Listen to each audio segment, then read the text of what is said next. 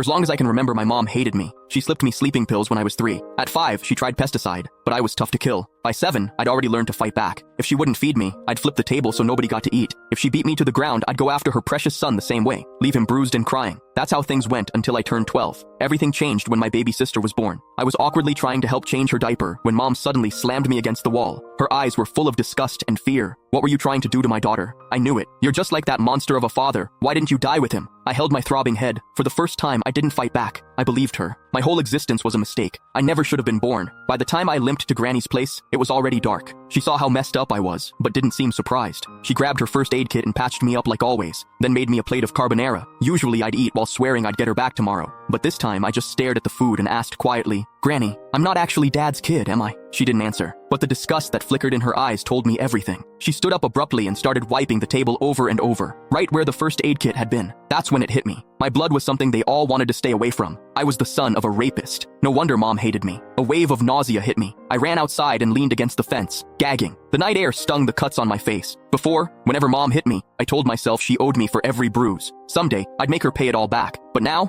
I couldn't even look her in the eye. I didn't stay at Granny's. She didn't come after me either. I just wandered the streets with nowhere to go. That's when I spotted a family outside a restaurant. They were celebrating someone's birthday, all smiles and laughter. The woman in the middle was probably the mom. She looked so happy that I instinctively stepped back. Last year, on mom's birthday, she'd smiled just like that until she saw me. The second I walked in, her smile vanished. Pure disgust replaced it. Back then, we had to write an essay called My Mother. I wrote that mom was a heartless villain. My teacher dragged me to her office and lectured me for the whole period. I barely heard any of it. All I remembered was her saying, "No mother in this world would ever stop loving her child." I believed her. I saved up money from collecting recyclables and bought mom a birthday cake. All I wanted was a hug, the same kind she gave my brother, Casper, but her cold expression felt like a knife to the heart. I felt like an idiot, standing there with that stupid cake. Anger took over. When no one was looking, I caught a couple of frogs from the garden and hid them in the cake. I can still remember her scream when they jumped out. Back then, I felt a twisted satisfaction. I thought she didn't deserve to be a mother. I thought she had it coming. But now I knew the truth. I was the one who didn't deserve anything. Just existing had hurt her. As I watched that mom smiling through the restaurant window, I made up my mind. This year, for mom's birthday, I'd give her a present she'd actually be happy with, one that would set her free for good. I decided to die. Once that thought took hold, my steps felt lighter. I even started planning how to do it without causing trouble. Something clean, with no mess left behind. But before I could go through with it, a patrol officer spotted me and brought me home. Mom answered the door. As it shut behind us, I stared at the floor, unable to meet her eyes. Her voice cut through the air like ice. "Why didn't you just die out there?" I almost snapped back, but I bit my tongue. Still, I couldn't stop myself from asking, "What would you do if I really did die? Would she feel even a little sad? If you've got the guts, go ahead. I'd throw a party." She walked straight into my sibling's room and shut the door. I stood frozen in the living room. After a long time, I wiped my face. Click the link in my bio to get the full story for free.